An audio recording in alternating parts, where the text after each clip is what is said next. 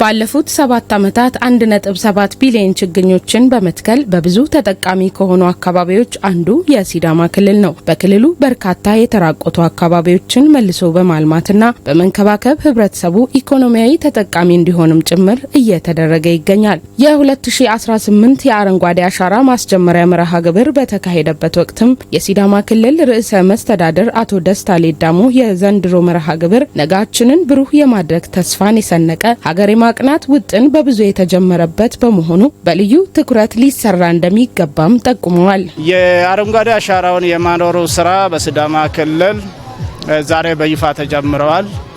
ከዚህ በፊት በ7 ዓመታት ወደ 1.7 ቢሊዮን ችግኞችን ተክለናል። በዚህ ዓመትም 300 ሚሊዮን ችግኞች ለመትከል እንደ ክልል ውጥን ይዘናል።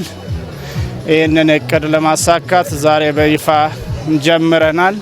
ችግኝ መትከል ማለት አገሩን መንከባከብ ማለት ነው። ህይወቱን ማስቀጠል ማለት ነው። በአየር ንብረት ለውጥ የሚመጣ ተጽዕኖን መከላከል ማለት ስለሆነ ህይወታችንን ለማስቀጠል አስተማማኝ ምግብ አቅርቦት እንዲኖረን፣ ተስማሚ አየር ንብረት እንዲኖረን፣ አካባቢያችን አረንጓዴና ለም ለኑሮም የተመቸ ለሰው፣ ለእጽዋት፣ ለእንስሳት ሁሉ የሚመች ለማድረግ ችግኞቹ መትከል ይኖርብናል።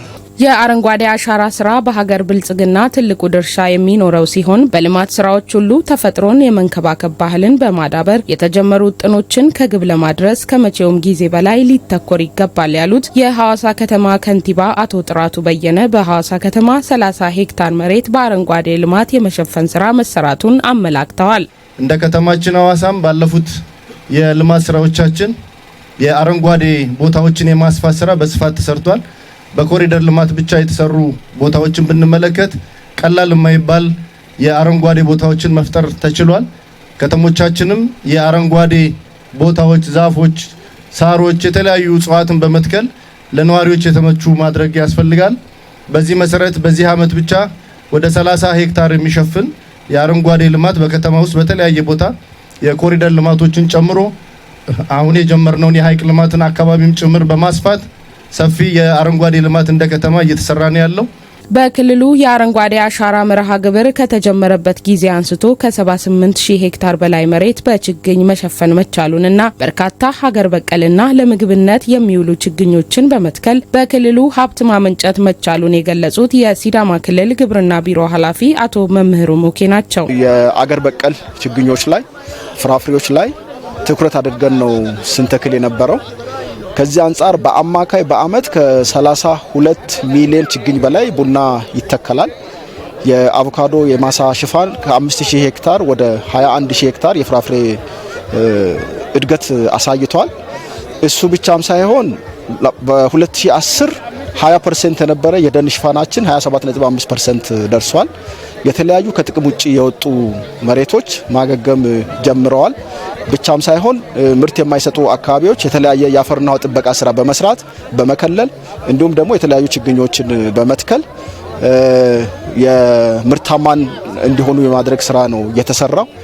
በዚህ አመት ብቻ ከ29 ቢሊዮን ገንዘብ በላይ ለቡና ግዢ በአካባቢያችን ውሏል።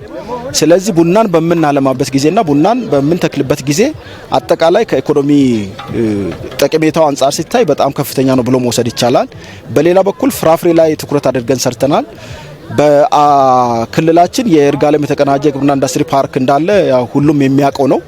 በዚህ አመት ብቻ ወደ 2.5 ሚሊዮን ዶላር ማግኘት ተችሏል። አርሶ አደር ብርሃኑ ሸፋን ነው በሀዌላ ቱላ ክፍለ ከተማ የጨፋ ሲኔ ቀበሌ ነዋሪ ናቸው። ከዛሬ 7 ዓመታት በፊት እጅግ ሀሩራማ የነበረው አካባቢ በተሰራው የአረንጓዴ አሻራ ስራ ዛሬ ላይ ወደ ደንነት መቀየሩን ጠቅሰው ዛፍን መትከልና መንከባከብ ህልውናን ማስቀጠል ነው ሲሉ ተናግረዋል። ቀደም ሲል ይህ ቦታ ገላጣ ገባጣ ምንም የሌለው ሳር አፈር የሌለው ነበር። የሚመጣም ጎርፍ ደግሞ ያለውን ደግሞ ጥራርጎ ይዞ የሚሄድበት ቦታ ነበር።